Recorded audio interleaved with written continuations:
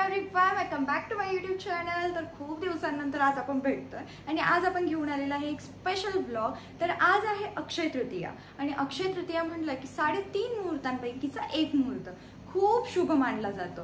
तर या दिवशी आपण नक्की काय काय करतो? या दिवशी आपण अन्नदान केलं पाहिजे, सोनं खरेदी केलं पाहिजे किंवा या दिवसापासूनच म्हणतात आंबा खाल्ला पाहिजे। तर आंब्यापासूनच आज मी देवांसाठी एक नैवेद्य बनवणार आहे, आमरस बनवणार आहे।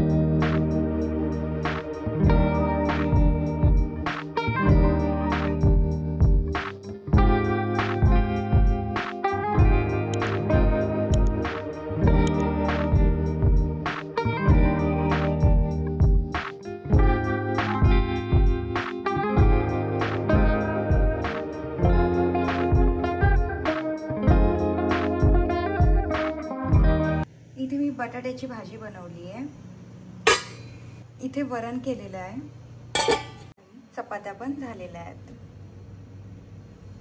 इथे भात आहे आणि जे राहिलं होतं म्हणजेच आमरस आणि श्रीखंड। ते आमरस पण केलेलं आहे आणि श्रीखंड काय मला बनवता येत नाही, त्यामुळे बाहेरूनच आणायला लावलं होतं शेडला।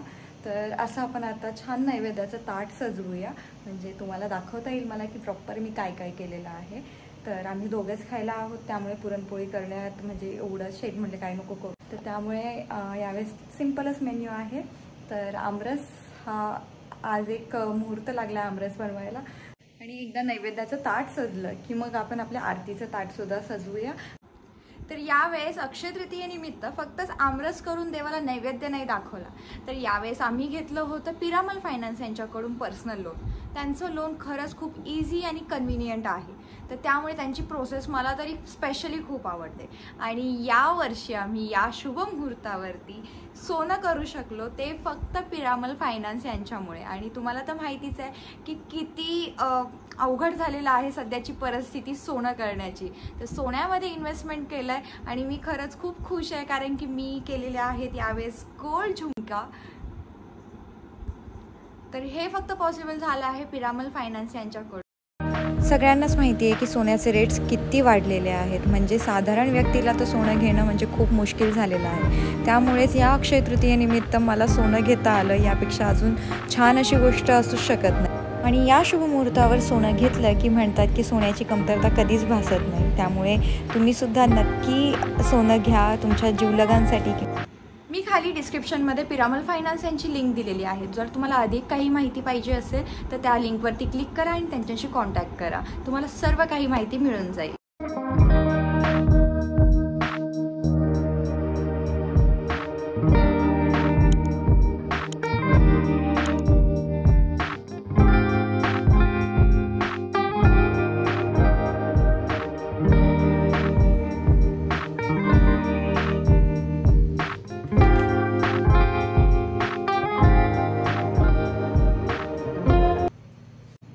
आपला अक्षय तृतीया स्पेशल आमरस आणि थाळी तयार आहे।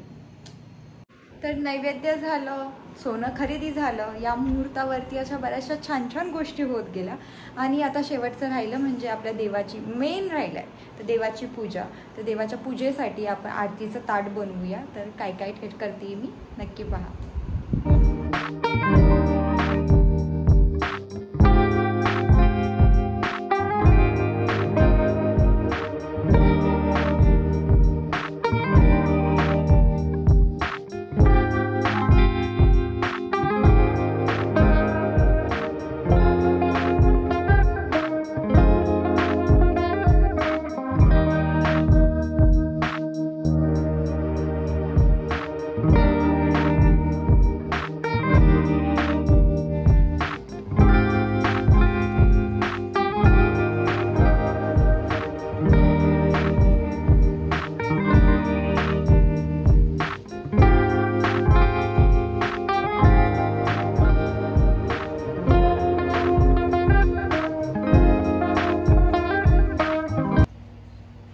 बाकी आहे, तर तुम्हा सर्वांना अक्षय तृतीयेच्या खूप मनापासून हार्दिक शुभेच्छा।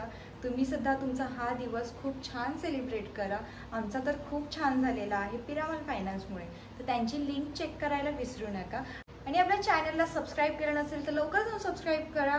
आपला नवीन ब्लॉग लवकरच येत आहे आणि हा व्हिडिओसुद्धा लाईक करायला, कमेंट करायला आणि शेअर करायला विसरू नका. सो बाय गाईज, भेटूया नेक्स्ट ब्लॉगमध्ये.